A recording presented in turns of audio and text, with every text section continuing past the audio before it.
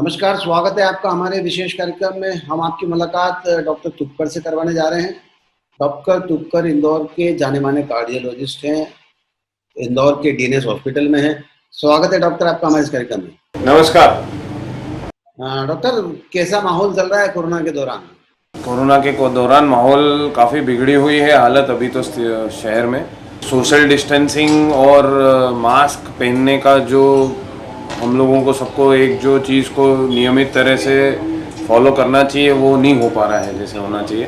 Corona के दौरान जो हार्ट की बीमारियां, क्या उसमें कुछ बढ़ोतरी हुई या वैसा ही सब कुछ चल रहा है? कोरोना के दौरान हार्ट की बीमारियों के बारे में अगर देखा जाए तो कोरोना के दौरान एक्चुअली हार्ट की बीमारियां काफ़ी बढ़ी हैं, लेकिन इसमें प्रॉब्लम दो चीज़ें एक्चुअली हुई हैं। एक तो ये हुआ है कि लोग डर के मारे हॉस्पिटल नहीं आ रहे हैं, तो उनको डर है कि अगर हार्ट में कई मेरे पेशेंट्स ऐसे हैं जिनको सीने में दर्द हुआ और उसके बावजूद भी वो हॉस्पिटल नहीं आए ये सोच के कि उनको कोरोना हो जाएगा।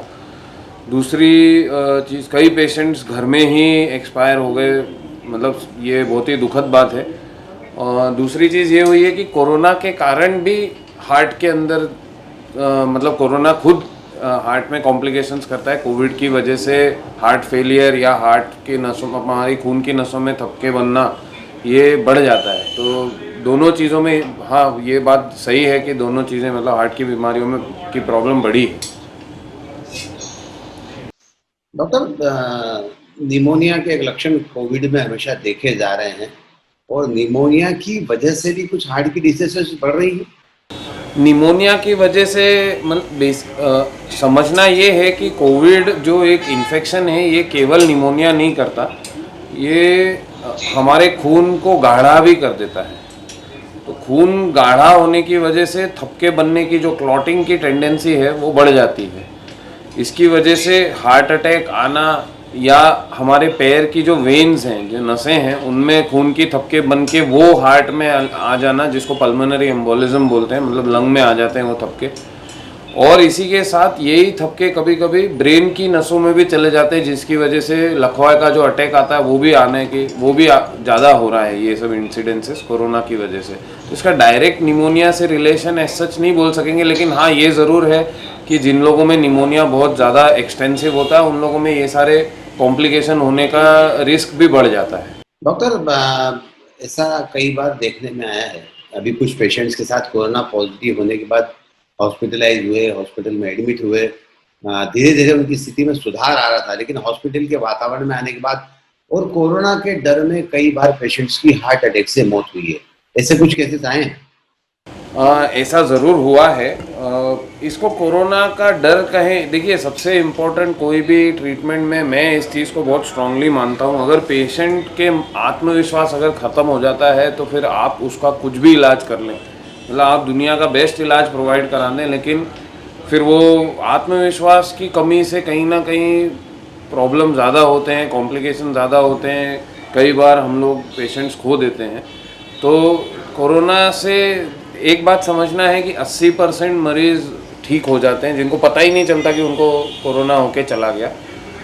बच्चे लगभग 20% में से 10-15% मरीज़, 10 से 12% मरीज़ जो होते हैं उनको सिर्फ सर्दी खांसी, मामूली ज़ुकाम, शरीर में दर्द होना या एक वीकनेस रहती है 2-3 दिन जो ठीक हो जाती है।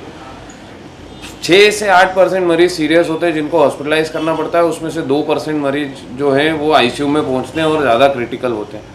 तो इसमें सबसे ज़रूरी है कि इससे डरने की कोई बहुत ज़रूरत नहीं है। मतलब डरना चाहिए कि भाई अपने घर में अगर कोई और डायबिटिक है, कोई और हाइपरटेंसिव है, या कोई बहुत एकदम से जिसमें इम्यूनिटी कम होने की दूसरी बीमारियां हैं, या जिसको कोई दवाइयां चल रही है लंबे समय से दूसरी बीमारियों के लिए, उनके ध्यान के हिसाब से हमको इसको सीरियसली लेना ज़रूरी है। क्योंकि हम अगर एक बार किसी को वायरस का इन्फेक्शन होता है तो वो बहुत सारे लोगों को इन्फेक्ट कर सकता है। लेकिन हार्ट की बीमारियां सारे कोरोना के पेशेंट्स में नहीं देखी जा रही हैं।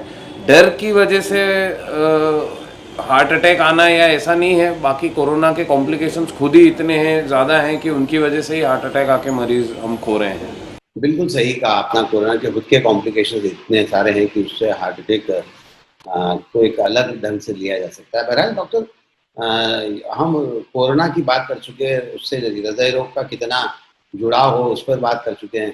मैं जानना चाहता था कि आपने लंबे समय हो गया इंदौर में प्रैक्टिस करते हुए। इसके पहले की आपकी पृष्ठभूमि के बारे में भी जानना चाहता मेरा मेरा नाम डॉक्टर निराग तुक्कर है। मैं फिर से एक बार बता रहा हूँ, मेरा जन्म इंदौर में ही हुआ। मेरे यहाँ ननिहाल इंदौर है। मेरी पढ़ाई, मेरे पापा चाइल्ड स्पेशलिस्ट हैं जो पालघर में रहते हैं, मुंबई के पास, और वो पिछले 35 साल से वहाँ अपनी सेवाएं दे रहे हैं। वहाँ उनका नर्सिंग होम है। मुंबई में मैं कुछ समय तक रहा मेरी कार्डियोलॉजी की पढ़ाई पूरी करने के बाद, लेकिन मुंबई में मेरे को ये रियलाइज़ हुआ कि मतलब और चीज़ों के लिए समय दे नहीं पाते थे, ट्रैवल करने में समय बहुत वेस्ट होता था। तो इसकी वजह से इंदौर, मेरे दिल में हमेशा इंदौर के लिए एक स्पेशल जगह थी, क्योंकि हम नाना जी के घर, मामा जी के घर हर गर्मी की छुट्टियों में बचपन से आए होते थे। तो इसलिए इंदौर आना एक बहुत अच्छा, मतलब मेरे लिए एक डिसीजन जो था वो हमेशा वेलकमिंग रहा है, कि जब भी कभी कोई पूछता था इंदौर आना है, मैं हमेशा हाँ ही करता था। तो इसलिए इस हिसाब से मैं इंदौर आके पिछले 2 साल से लगभग मैं अरविंदो मेडिकल कॉलेज में as a assistant professor, associate professor काम कर रहा था। अभी जून से मैंने अरविंदो से छोड़ के मैंने अभी डीएनएस हॉस्पिटल जो है LIG स्क्वायर पे, यहाँ पे मैंने अपनी सेवाएं देना अभी शुरू किया है 1 अगस्त से। डॉक्टर, इंदौर से लगाव और जुड़ाव आपका रहा है और यही लगाव और जुड़ाव आपको इंदौर की तरफ खींच कर लाया है। अगर हम बात करें, इंदौर खाने पीने के शौकीनों का शहर है और यहाँ के लोगों को इंदौरी जो टेस्ट है, वो चाहे पोहा हो, चाहे कचौरी हो, समोसा हो, सेव हो, नमकीन हो, ये सब चीज़ें खाने का काफ़ी मन करता है। तो ऐसी स्थिति में इस खान पान की आदतों का हार्ट से संबंधित बीमारी पर कितना प्रभाव पड़ता है? इसमें तो मतलब मैं ये बताना चाहूँगा कि ये स्थिति कोई भी हो, ये सब चीज़ों का एक मात्रा में सेवन करना एक एन्जॉयमेंट के हिसाब से एक बात हो गई, लेकिन इनका रेगुलर बेसिस पे सेवन करना बहुत ही हानिकारक है। क्योंकि इसमें मतलब तली हुई चीज़ें हो गई जो बहुत ज़्यादा तली जाती हैं, ये सब चीज़ों में जो बोलते हैं जिसमें सैचुरेटेड फैट बहुत ज़्यादा होता है।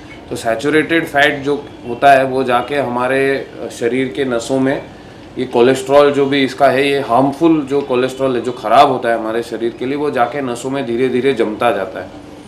दूसरी चीज़ ये होती है कि शुगर और ब्लड प्रेशर के अगर किसी को बीमारी ऑलरेडी है तो उसमें ये जो कोलेस्ट्रॉल जमने की जो प्रक्रिया है ये और ज़्यादा तेज़ और ज़्यादा हो जाती है इसका।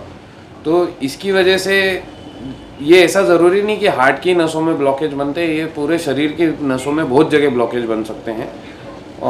तो इसलिए इन चीज़ों की जो रेगुलर बेसिस पे या बहुत ज़्यादा मात्रा में सेवन करना भी बहुत मतलब ये अच्छी बात नहीं है। इसको रेस्ट्रिक्टेड रखें। अगर आप इसको मतलब इसका लुत्फ़ उठाना जो होता है वो रोज़ लुत्फ़ उठाएंगे तो उस चीज़ की वैल्यू भी ख़त्म हो जाती है। तो मज़ा लेना जो होता है वो कभी कभार ही हो सकता है, तो वो हफ्ते में 15 दिन, एक आध महीने में एक आध बार लेना ठीक है। इसके साथ दूसरी चीज़ ये भी ज़रूरी है कि अब हमको देखने में आया है कि लोग व्यायाम के प्रति जागरूक हो गए हैं, तो व्यायाम करना बहुत ज़रूरी है। तो खान पान अपनी जगह, हेल्दी खान पान और नियमित व्यायाम, ये दोनों चीज़ें एक साथ चलती हैं एक स्वस्थ हार्ट रखने के हिसाब से। सही कहा आपने। बहरहाल नियमित दिनचर्या को लेकर भी मैं बात करना चाह रहा था कि जो लोग रेगुलर एक्सरसाइज करते हैं, समय पर अपना खाना पीना करते हैं और एक संयमित जीवन जीते हैं, उनमें और जिन लोगों की अव्यवस्थित लाइफस्टाइल है, उन दोनों में अगर हम कंपेयर करने की बात करें तो हार्ट अटैक की संभावना किस में ज़्यादा है? अगर हम देखें तो जिन लोगों की लाइफस्टाइल अव्यवस्थित है, रात की नींद भी बहुत ज़रूरी होती है, नींद अपूर्ण है, जल्दी सुबह नहीं उठते, बहुत लेट उठते हैं, रात को लेट तक जगते हैं, खान पान अगर ठीक नहीं है, खान पान का समय ठीक नहीं है, और व्यायाम जो नहीं करते, इन लोगों में विदाउट कोई डाउट इन लोगों में हार्ट की समस्याएं होने का रिस्क बहुत ज़्यादा बढ़ जाता है, कई गुना ज़्यादा बढ़ जाता है। तो मेन बात ये समझना है हमें कि नियमित खान पान का नियम, समय पे खाना, स्वस्थ खाना, फ्रेश खाना और रेगुलर एक्सरसाइज करना। रेगुलर का मतलब ये है कि लोग मेरे से अक्सर पूछते हैं कि कितना एक्सरसाइज या कैसी एक्सरसाइज करना चाहिए। तो जो स्टडीज़ जितने अभी तक लॉन्ग टर्म स्टडीज़ हुए हैं वेस्टर्न देश में भी, तो उनमें ये आया है कि अगर आप 150 मिनट मॉडरेट इंटेंसिटी एक्सरसाइज, ये हमारी अब जितने भी कार्डियोलॉजी सोसाइटी के जितने गाइडलाइंस हैं इसमें भी ये रिकमेंडेशन है कि 150 मिनट प्रति घंटे, मतलब 30 मिनट अगर आप 5 दिन भी 30 मिनट के हिसाब से डेली करते हैं तो वो एक्सरसाइज आपके कार्डियक कोई भी हार्ट रिलेटेड, मतलब या तो हार्ट अटैक हो या मतलब ब्रेन वाला जो स्ट्रोक है, जो लकवा जो है, ये सारी की रिस्क लगभग 20 से 30% घटा देता है। अगर आप ये चीज़ को रेगुलरली फॉलो करते हैं, 30% रिस्क घटाना एक सिग्निफिकेंट रिस्क रिडक्शन माना जाता है मेडिकल टर्म्स में। तो इस चीज़ को ध्यान रखना है। खाने की बात करें तो कुछ इसमें मतलब कुछ अध्ययन हुए हैं जिनमें ये पाया गया है कि रेगुलर बेसिस पे हरी सब्जियां और सब्जियां खाना, फ्रूट्स फ्रेश खाना, जूस नहीं, फ्रेश फ्रूट्स जो हैं वो, और नट्स का मतलब मूंगफली हो गई, काजू बादाम अगर खा सकते हैं तो, नहीं तो गरीब आदमी का हमारे यहाँ काजू बादाम ग्राउंडनट है, तो ये खाने से भी बहुत फ़ायदा देखा गया है।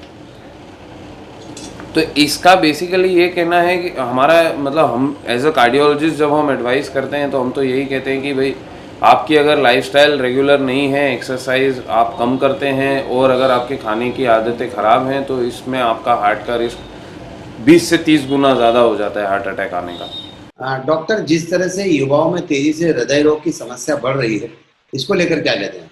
ये बहुत ही गंभीर बात है कि हमारे यहाँ युवाओं में समस्याएं बढ़ रही है। मतलब एक जब हम लोग, मैंने जब MBBS किया मेरा 2004-05 में, तब ये देखते थे कि युवा अपने पिता को लेके आते थे अपना इलाज कराने। अब स्थिति मतलब बहुत ही दुखद बात है, लेकिन स्थिति ये है कि अभी पिता अपने बच्चे का हार्ट अटैक का इलाज करवाने कई बार लेके आना पड़ रहा है।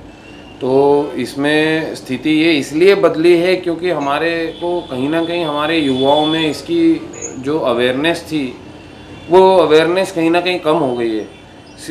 हमारे बैठक वाले काम बढ़ गए हैं। बहुत से हमारे जो युवा दोस्त हैं, जो वो लोगों का काम IT या कंप्यूटर रिलेटेड हो गया है, तो इस कारण से एक्सरसाइज की कमी काफ़ी हो गई है। जंक फूड खाना, देर रात को जगना, ये सब जो ये प्रैक्टिसेस ज़्यादा बढ़ गई हैं, तो इनको कहीं ना कहीं हमको इन सब चीज़ों के बारे में एक सोसाइटी में चेंज लाना है, इस सोच को लेके जो हमारे IT में काम करने वाले या जिनकी बैठक ज़्यादा है, ऐसे लोगों को हमको अवेयरनेस बढ़ानी होगी कि एक्सरसाइज करना है। खान पान, दूसरी सबसे बड़ी चीज़ है स्मोकिंग और ड्रिंकिंग। ये एक तरह का सोसाइटल नॉर्म बन गया है, तो लोगों को लगता है कि ये जो है ये करना, मतलब हम अगर ये नहीं करते तो हम लोगों से अलग हो जाएंगे।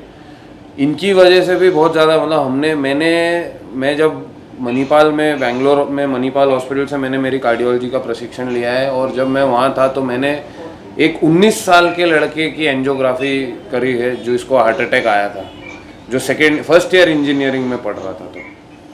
तो ये बहुत ही दुखद बात है कि जब इतने 19 साल की उम्र में अगर किसी को हार्ट अटैक आ जाता है तो उसकी लाइफ एक्सपेक्टेंसी, मतलब वो नॉर्मल जीवन अगर 60 साल जीने वाला है कोई, इंडिया में औसतम पुरुषों की आयु 65 साल के लगभग होती है, 19 साल में आएगा तो उसकी मतलब 20 साल और लाइफ एक्सपेक्टेंसी आप मान लीजिए इतनी रह जाती है।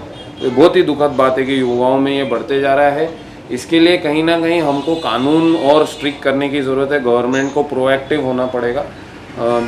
सोसाइटी में जो एडवर्टाइजमेंट और जो हम करते हैं ये तो एक बात है, मतलब प्रशिक्षण घर से शुरू होता है मेरे हिसाब से। तो घर से भी लोगों को अपने अपने बच्चों को कंट्रोल रखना, वो क्या कर रहे हैं उसके ऊपर डेली मॉनिटरिंग करना। माँ बाप कई बार इतने बिजी हो जाते हैं कि उनको टाइम ही नहीं रहता कि अपना बच्चा क्या कर रहा है, उस पर ध्यान ही नहीं रह जाता।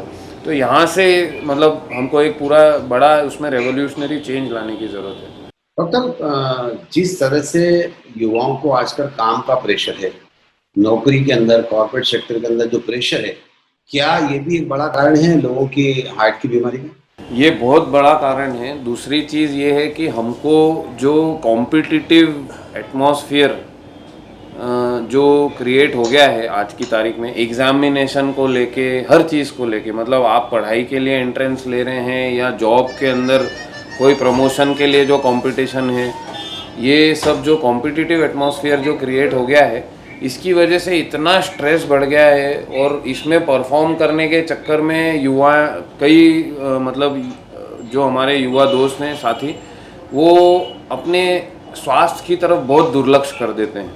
तो रात रात जगना, सुबह नींद पूरी अपूर्ण रह जाना, या खाने का कोई टाइम नहीं है, कोई ठिकाना नहीं है, इन सब कारणों से ये सब जो तकलीफ जो प्रॉब्लम है ये सब बढ़ बढ़ के और बहुत ज़्यादा उभर के आ रहे हैं। तो इसमें हमको कहीं ना कहीं एक मतलब ये हर इंडिविजुअल आदमी का एक अलग वो हो सकता है, लेकिन मेरा ऐसा मानना है कि मेडिटेशन, योगा थोड़ा सा आदमी को जो आध्यात्मिक या स्पिरिचुअल जो बोलते हैं, ये स्पिरिचुअल रहना बहुत ज़रूरी है। हमको लाइफ में कौन सी चीज़ में कितना सेटिस्फैक्शन मिलता है, कौन सी चीज़ करने से खुशी, सही खुशी के मायने क्या होते हैं, मटीरियलिस्टिक ज़्यादा होने की मतलब ज़रूरत नहीं है। क्योंकि आजकल के युवा पीढ़ी में ये बहुत देखा गया है, उनको सक्सेस या जो भी है उनको बहुत चीज़ें जल्दी फास्ट शॉर्टकट से, जैसे भी मतलब उनके सही तरीके ना हो, एथिकल अनएथिकल इससे भी मिल जाए। तो ये सब चीज़ों में क्या होता है, कहीं ना कहीं आपके शरीर पे स्ट्रेस बहुत ज़्यादा बढ़ जाता है, नेगेटिव थॉट्स बहुत ज़्यादा बढ़ जाते हैं, जिसका पूरा असर हमारे बॉडी पे पड़ता है। तो इसकी वजह से भी ये दिक्कतें बढ़ते जा रही हैं। तो इन लोगों में मतलब एक मॉरल एजुकेशन जो हमको बचपन में कराया जाता था, जो स्कूल में क्लास होती थी, उसके ऊपर फिर से स्ट्रेस देने की बहुत ज़रूरत है। तो ये डॉक्टर तुपकर आपसे बात कर रहे थे, आपको बता रहे थे कि हृदय रोग किस तरह से होता है, क्या उसके कारण हैं, क्या क्या जेनेटिक फैक्टर्स हैं, तमाम सारी बातें हैं। अगले एपिसोड में हम फिर डॉक्टर तुपकर के साथ आपके साथ बातचीत के लिए मौजूद होंगे। फिलहाल डॉक्टर साहब, आपने अपना कीमती समय निकालकर लोगों को हार्ट की बीमारी के प्रति सचेत रहने का जो कदम उठाया है, उसके लिए मैं आप बहुत बहुत आभारी। बहुत बहुत धन्यवाद। नमस्कार। आज के इस कार्यक्रम में बस इतना ही। सुनील जोशी को दीजिए इजाजत। नमस्कार।